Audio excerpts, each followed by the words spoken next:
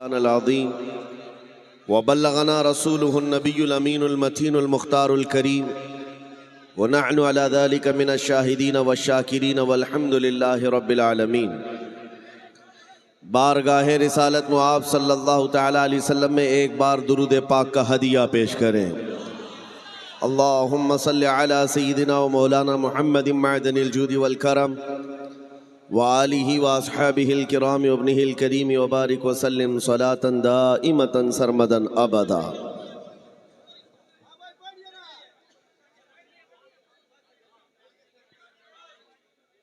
मेरे अजीज़ों, हाज़रीन इजलास, ये एक बहुत ही अहम बात है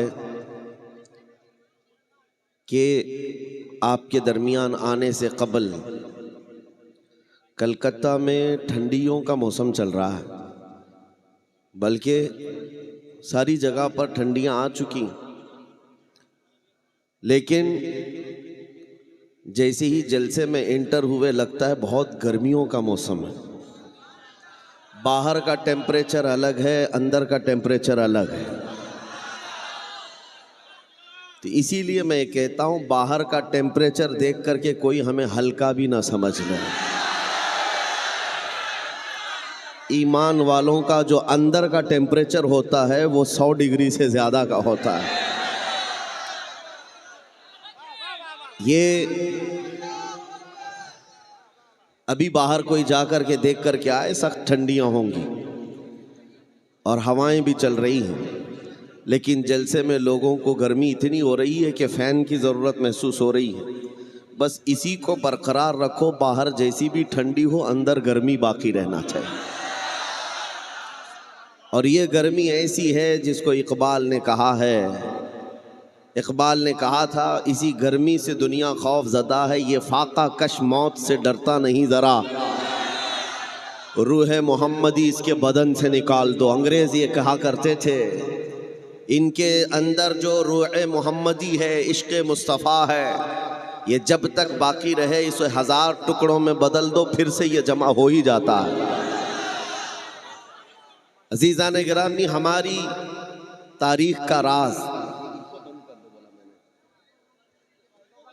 हमारी तारीख़ पर बड़ी बड़ी PhDयाँ हुई हैं, बड़े बड़े लोगों ने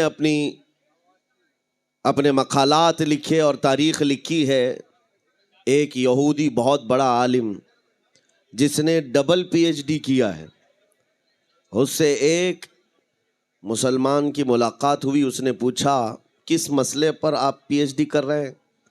कहा कि मैंने PhD इस बात पर की है कि मुसलमानों में फ़िरक़े बहुत होते हैं और कई मर्तबा इनको तोड़ा जाता है, फिर ये जमा कैसे होते हैं।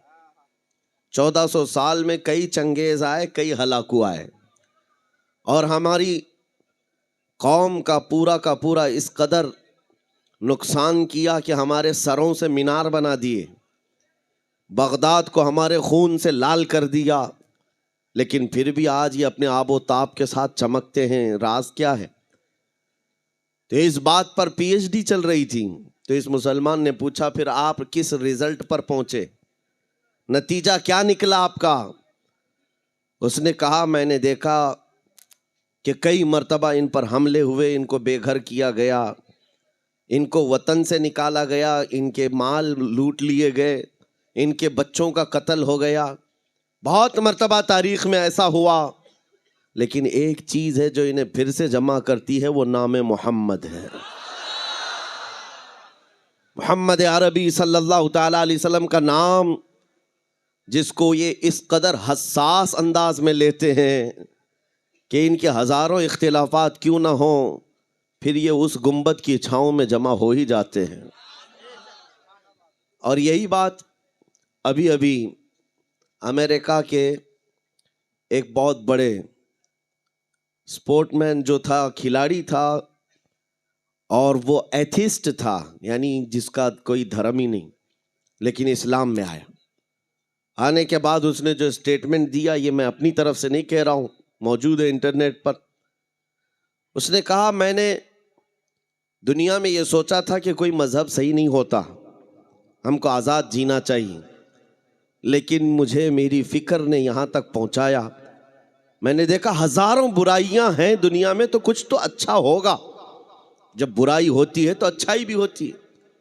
तो कहता है मैं बुराइयों के खिलाफ देखता गया कि अच्छाई है कहाँ, तो मुझे मेरे सफर ने इस्लाम की मंजिल पर लाकर छोड़ दिया। अब सुनो वो क्या कहता है। जो बात है, उसने हंस करके एक स्टेटमेंट दिया था कि मुसलमान बड़े गरीब होते हैं, बहुत सारी जगहों पर ये अनएजुकेटेड भी हैं। इस दौर में जब इनको पूरी दुनिया अपने टारगेट पर रखी है, लेकिन एक चीज मैंने इनके अंदर देखी है, एक चीज देखी है। ईसाई भी हैं इस दुनिया में, यहूदी भी हैं, वो भी नबियों को मानते हैं, लेकिन ऐसे आजाद ख्याल है कि कोई अगर ईसाई हुकूमत, क्रिश्चियन हुकूमत है और वहां पर जाकर कोई ईसा अलैहिस्सलाम के खिलाफ कोई तख्ती लिख करके घूम रहा हो, नाउज़ुबिल्लाह कोई गुस्ताखी कर रहा हो, तो वो देखेंगे और चल पड़ेंगे। कहा कि ये फ्रीडम है, फ्रीडम ऑफ एक्सप्रेशन है, फ्रीडम ऑफ स्पीच है। यहूदी भी इस चीज को देखकर नजरअंदाज कर देंगे, किसी नबी की गुस्ताखी कोई करके घूम रहा हो, उनकी ही हुकूमत क्यों ना हो। लेकिन वही स्पोर्टमैन जो है वो कहता है कि ये इन सब के साथ ऐसा है, लेकिन जहां मुसलमानों की हुकूमत भी ना हो, थोड़े से रहते हो, किसी और की हुकूमत हो, और वहां कोई बंदा इनके नबी की शान में गुस्ताखी करे और जिंदा बच के दिखाए।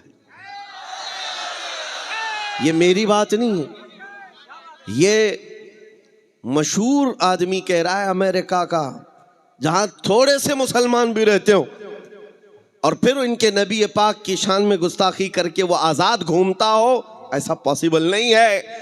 गुस्ताखी करने वाले कर जाते हैं, लेकिन जिंदगी भर मुंह छुपा कर जीना पड़ता है। कई ऐसे बड़े बड़े आए कुत्ते और मुंह छुपा कर पूरी जिंदगी गुजार कर चले गए। डर किस बात का है? डर इस बात का है कि 4 छोटे मुसलमान बच्चों का भी वो सामना नहीं कर पाते, इसलिए कि अल्लाह की तरफ से दिया हुआ रौब हमारे बच्चों में भी है, हमारी उम्मत में भी है, आज भी मौजूद है कि गुस्ताखी करने वाला गूफे में बैठ कर सकता है, मजमे में आना ये मर्दानगी का काम हुआ करता है।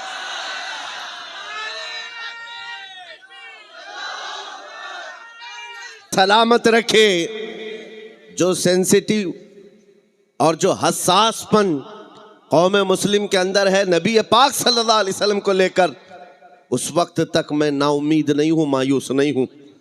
हम बिखर गए हैं, मुंतशिर हो गए हैं, हमें पता है हमारे पास असबाब की कमी है, जगह जगह हमें पकड़कर मारा भी जाता है, सब कुछ है, लेकिन जब तक दौलत इश्क मुस्तफ़ा साथ है, पूरी दुनिया मिलकर तुम्हारा पत्ता नहीं उखाड़ सकेगी। हुजूर की मोहब्बत है, जितनी मर्तबा भी मारा जाएगा, अल्लाह करीम इस चिराग को फिर रोशन फरमाएगा, फिर रोशन फरमाएगा। अरे आज मेरी बातों पर अगर यकीन ना हो, अगर आपको ऐसा लगता है कि ये हवा में तीर चलाने वाले जुमले हैं और किताबों की बातें आपको समझ में ना आए, पुरानी बातें होंगी, तो आज के इस दौर में करंट अफेयर्स को देखो, फिलिस्तीन के उन निहत्थे बच्चों को देखो और उनके मुकाबिल में खड़े हुए सुपर पावर ताकतों को देखो, जिनके पास पेट्रोल, मिसाइल, हर तरह के असलहे हैं, और उनके मुकाबिल में खड़े होने वाले हाथों में कंकरियां लेकर खड़े, छोटे छोटे हाथों में कंकरियां। उनका जज्बा क्या है, उनके इस्तिकामत और उनका ईमान क्या है। और हजारों बच्चों को मार करके भी अभी भी इनका खौफ जाता नहीं।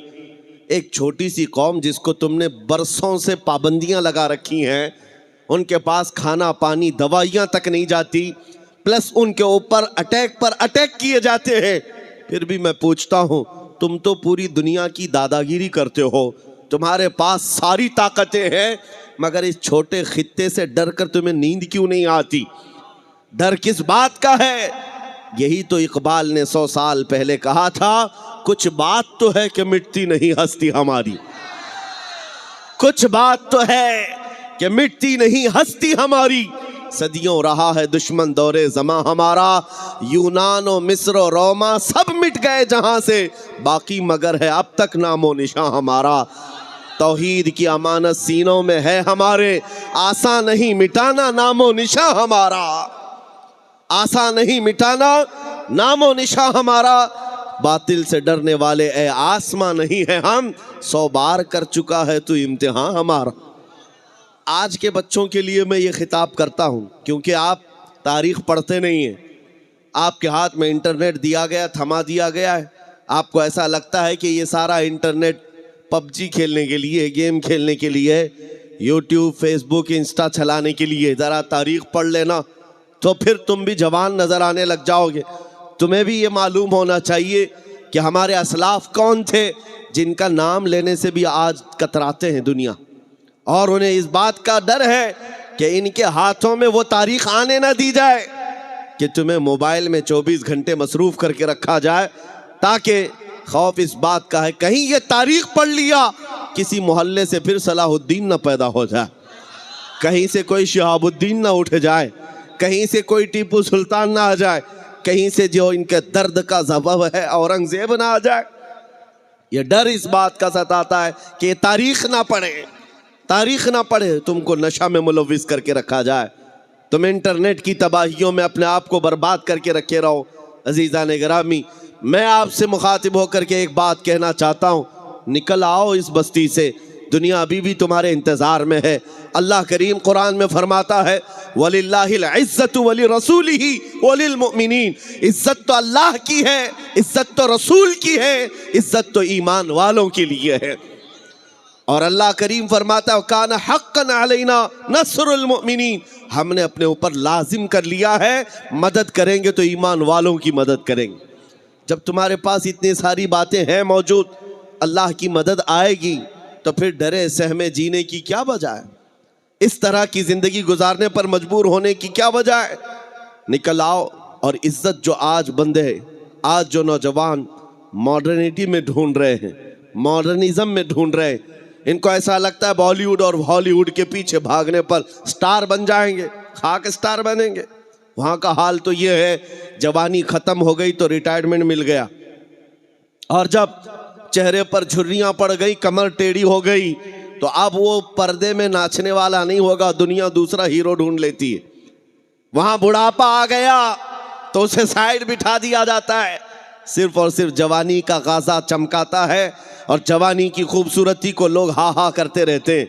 लेकिन जैसे जवानी ख़त्म हो गई, इज्जत भी चली गई, ड्यूटी भी चली गई, रिटायरमेंट की एक मुश्किल ज़िंदगी गुजारनी पड़ती है। इसको इज्जत कहाँ कहा जाता है? लेकिन आओ, मुस्तफ़ा करीम सल्लल्लाहु अलैहि वसल्लम के कदमों में जो बंदा जितना बूढ़ा होता है उतनी इज्जत उसकी बढ़ती चली जाती है।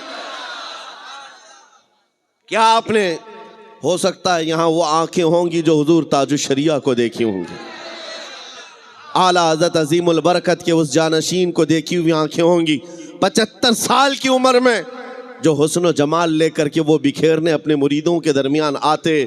कसम खुदा की मैं कह रहा हूँ, 1 लाख जवान एक तरफ बिठाओ, एक तरफ जानशीन आला हजरत को बिठाओ, 1 लाख की तरफ तुम्हारी नजरें नहीं जाएंगी, उस एक हसीन चेहरे की तरफ नजरें उठेंगी। वजह क्या है? ये हुस्न जमाल पाउडर लाली मेकअप का नहीं है, मेरे मुस्तफ़ा के कदमों से मिला हुआ है। इज्जत रसूलुल्लाह के कदमों में है। इसीलिए इकबाल ने कहा था, आबरूए माँ ज़ना में मुस्तफ़ास्त, हम सब की इज्जत आबरू मुस्तफ़ा के नाम से है, हुजूर पाक के नाम से है। अगर उस नाम की तुमने हिफाजत की तो अल्लाह तुम्हारी इज्जत की हिफाजत फरमाए। अगर हुजूर पाक की इज्जत महफूज है, हम सब की इज्जत महफूज है। लेकिन कोशिश ये भी ज़रूरी है, हमारे अंदर इतना हसासपन होना चाहिए कि हम हर चीज़ को कॉम्प्रोमाइज़ कर लेते हैं, बर्दाश्त कर लेते हैं, लेकिन नबी पाक सल्लल्लाहु अलैहि वसल्लम की इज़्ज़त के ख़िलाफ़ कभी बर्दाश्त नहीं करते। तारीख़ की सच्चाइयाँ ये बताती हैं, हमारी तारीख़ यही है। एक साहब जो डिपार्टमेंट से ताल्लुक़ रखते वो मुझसे कह रहे थे, मौलाना आप इतना ज़्यादा एग्रेसिव क्यों बोलते हैं, भड़काऊ भाषण लगता है। अगर सच्ची बात कहना भड़काऊ भाषण है तो आप सुनते रहो। हुजूर पाक सल्लल्लाहु ताला अलैहि वसल्लम की मोहब्बत में बात करना, हम भड़काते नहीं हैं, सोए हुए दिलों को उठाते हैं। बात सिर्फ इतनी है। उन्होंने हमसे कहा कि आप भी क्यों बोलते हैं इतना ज़्यादा, हमने उनको एक मिसाल दी थी। बड़े साहब थे, हुकूमत के कारिंदे थे। हमने कहा अगर आपको किसी ने कहा तुम्हारी माँ बदकार थी तो आपको कैसा लगेगा? वो कुर्सी छोड़कर खड़े हो गए। कहा मैं तो आपसे अच्छी बात कर रहा हूँ, आप मेरी माँ पे चले गए। मैंने कहा एग्जाम्पल दिया, मैंने मिसाल दिया, गाली नहीं दिया। कहा मेरी माँ पर आप मिसाल क्यों दे रहे? मैंने कहा आपको अपनी माँ के खिलाफ मिसाल देना भी बर्दाश्त नहीं। तो सुनिए कान खोलकर, मुसलमानों के लिए जज्बात ये हैं, करोड़ों माओं से ज्यादा मुसलमान अपने नबी से मोहब्बत करता। माओं की मोहब्बत अपनी जगह पर, लेकिन हमारे लिए ईमान है।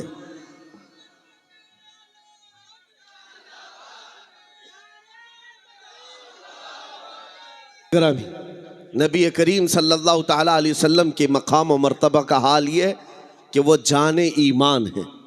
हम सब के लिए क्या है? जाने ईमान है। और आला हजरत ने सच कहा था, वो जो न थे तो और वो जो न हो तो, जान है वो जहान की और जान है तो। हाँ, अगर जान ही ना बाकी रह जाए तो फिर इस जहान को लेके मतलब क्या? इस कायनात का करना क्या है? पूरी कायनात की जान मेरे मुस्तफ़ा करीम की ज़ात है। और सहाबा इकराम की वो मिसालें मैं आपके सामने रखता हूँ। अजीज़ा ने गिरामी वक़ार, उहद के मैदान में शैतान ने एक अफवाह फैलाई थी कि मोहम्मदुर रसूलुल्लाह सल्लल्लाहु अलैहि वसल्लम का इंतकाल हो गया, हुजूर पाक को शहीद कर दिया गया। यह अफवाह फैली। सहाबा की मोहब्बत ऐसी थी कि उनके हाथों से तलवारें छूट गई, सब छूट गई। वो जहां थे वहीं खड़े रह गए। इस बुनियाद पर कई सहाबा की शहादत हुई है। 70 सहाबा शहीद हुए मैदान उहद में। लेकिन उनके दिल के अंदर क्या बात थी? जब उनसे कहा जाता उठो आगे बढ़ो, तो कहते कि जब अल्लाह के रसूल ही नहीं है तो फिर जीने का मतलब ही क्या? इसके बाद जिंदगी किसे कहा जाता है? नबी पाक सल्लल्लाहु ताला अलैहि वसल्लम के साथ हम थे। अजीज़ा ने गिरामी वक़ार, वो हर शय में मुस्तफ़ा करीम सल्लल्लाहु अलैहि वसल्लम के जलवे देखते थे। आज उम्मत का हाल ये है कि हम मोहब्बत के दावे करते हैं, लेकिन हमारी आंखें आज बेहया हो गई। हम किसी और चीज़ को देखकर रात गुजार रहे हैं। आज हमारे दिलों के अंदर नफसानियत गालिब आने लग गई। हुजूर की मोहब्बत सबके सीने में मौजूद है, लेकिन इसे मैदान में लेकर उतार कर दिखाना नहीं चाहते। तुम्हें दाढ़ियों से नफरत क्यों होती है? तुम्हें टोपियों से उलझन क्यों होती है? तुम्हें हुजूर की सुन्नतों से उलझन किस बात की है? तुम डरते हो कि मैं सेकुलर बन करके घूमूंगा, मैं एक सेकुलर आदमी बन करके रहूंगा, मॉडर्न मुझे दुनिया कहे। तुम्हें अपने चेहरे पर हुजूर की सुन्नत पसंद नहीं है, तो फिर किस मोहब्बत का दावा करते हो? याद रखो, अगर तुम नबी पाक सल्लल्लाहु अलैहि वसल्लम की सुन्नत पर अमल नहीं करोगे तो फिर किसी और से किस बात की उम्मीद है? दूसरों से किस बात की उम्मीद है?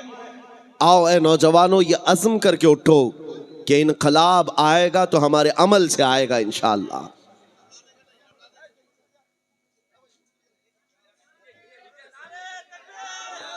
क्या हुआ?